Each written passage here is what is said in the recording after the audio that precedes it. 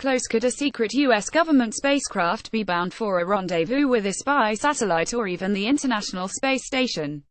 Watch it, Cape Canaveral, FLA. A nearly 12-month delay has only added to the mystery surrounding a classified government mission. Spacex plans to launch Sunday night from Cape Canaveral Air Force Station, the first of potentially more than 30 Space Coast launches in 2018. A Falcon 9 rocket is targeting liftoff from Launch Complex 40 as soon as 8 p.m., the opening of a two-hole window. Roughly 8 minutes after launching, the rocket's first stage will attempt to land back at the Cape, producing window-rattling sonic booms. Codenamed Zuma, the mission contracted by Northrop Grumman for an unspecified U.S. agency was delayed from mid-November. SpaceX said it needed time to review a concern about the rocket's nose cone, since resolved. At that time, the Zuma spacecraft appeared bound for an orbit that would place it close to a spy agency satellite SpaceX had launched earlier in the year, and also to the International Space Station. Amateur satellite trackers speculated about a link between Zuma and the satellite launched for the National Reconnaissance Office last May, which also flew northeast into a low orbit roughly 250 miles up. A SpaceX Falcon 9 rocket carrying the U.S. government's secret Zuma mission stands vertical on Launch Pad 39A at Kennedy Space Center. Photo SpaceX. That spacecraft, categorized as USA 276 in orbit, was spotted last June performing maneuvers that one tracker called really weird. The satellite approached within 4 miles of the ISS and circled the research complex housing 6 crew members. It then remained relatively nearby as a pair of U.S. cargo craft came and went. Those interactions might have been coincidental, as the NRO mission had suffered a launch delay.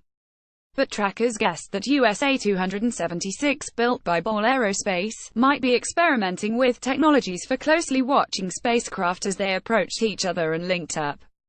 Why? Military officials have sounded alarms about a growing vulnerability to aggressive action by Chinese or Russian satellites that might try to destroy or disable critical U.S. space assets such as GPS, communications or reconnaissance satellites. The NRO craft might be testing sensors that could help detect and expose enemies up to no good.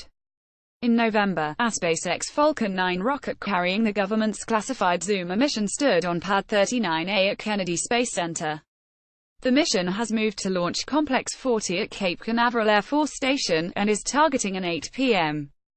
Sunday liftoff, the opening of a two-hole window. Photo Craig Bailey, Florida Today. And Zuma might be up to something similar, as it would fly into a very similar orbit inclined about 50 degrees relative to the equator, according to publicly available information.